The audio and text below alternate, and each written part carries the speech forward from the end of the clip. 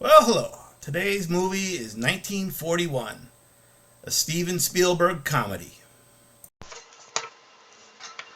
The movie starts with a parody from Jaws. Introduces a Japanese submarine looking to attack America in the Los Angeles area after the Pearl Harbor. Southern California is gripped in paranoia, and many hijinks ensue. A family has an anti-aircraft gun put in their yard on the coast of Santa Monica.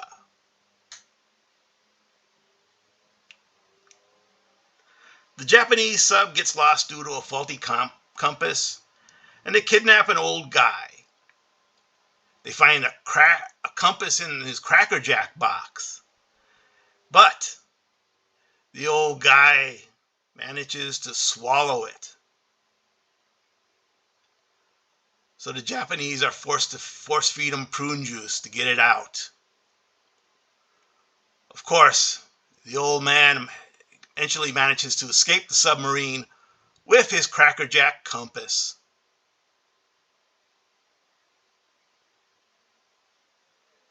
An aide to General Stilwell gets assigned to go to Barstow with the General Secretary.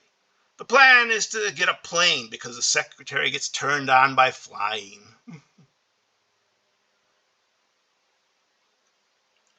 There's a riot at the USO Club that gets started over a girl in downtown Los Angeles.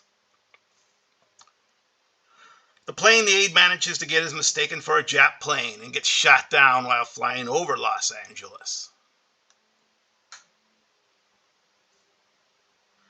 The submarine battles the family with the AA gun in their yard. The sub also attacks the amusement park and the pier that has two Coast Guard watchers in the Ferris wheel.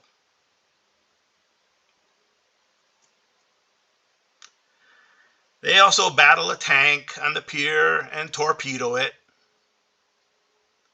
thus gaining a victory. At the end, the family home slides into the Pacific Ocean, and his comment that it'll be a long war. So this is Steven Spielberg's first foray into comedy. This movie was originally pitched by Robert Zemeckis to John Milius as a serious movie, the night Japan attacked America, and it was going to use the historical facts of the phony air raid that happened over Los Angeles. It actually killed a few people. Some shells came down and some traffic accident. But it was just all a false alarm. And there was also an incident where some Japanese subs bombed a refinery at Santa Monica, or Santa Barbara, that is. And, it didn't cause much damage, but it was, the excuse that was used to start the Japanese internment. And, this was then taken over by Spielberg, and he decided to make a comedy of it. So, they had John Wayne, Charlton Heston, Jimmy Stewart as for General Stilwell. All of them turned it down. John Wayne really thought that he shouldn't do this movie because it was kind of in poor taste, that, this was a war that thousands of people lost their lives, and to make fun of it was not right. It's mistakenly considered a bomb, but it actually was a financial success. It wasn't as big a success as, Jaws or Close Encounters. But, it was a success. It's also kind of not really one of the movies Spielberg is remembered for. In a lot of ways, this is kind of a fun movie, but for a comedy, it's not really funny. The jokes don't go anywhere.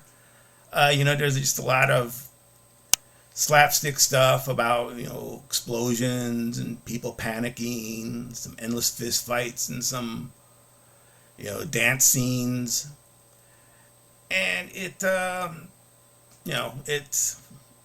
kind of an amusing movie, though. I think I watched it like way back when it came out on HBO as a kid, and I probably enjoyed it. And then I didn't watch it for 40 years until I decided, hey, it's coming out in Blu-ray. I think I'll get it and see what it's like. And I still enjoyed it. Probably not as much as I did as a kid, but it's an interesting movie. It has its moments. Definitely like with Slim Pickens and the Japanese submarine. That was kind of funny. Um, I think it's an interesting movie. I have no objection to seeing it. I probably watch it again sometime. So thanks a lot for sticking with me. If you did, you're a unique individual, and I thank you.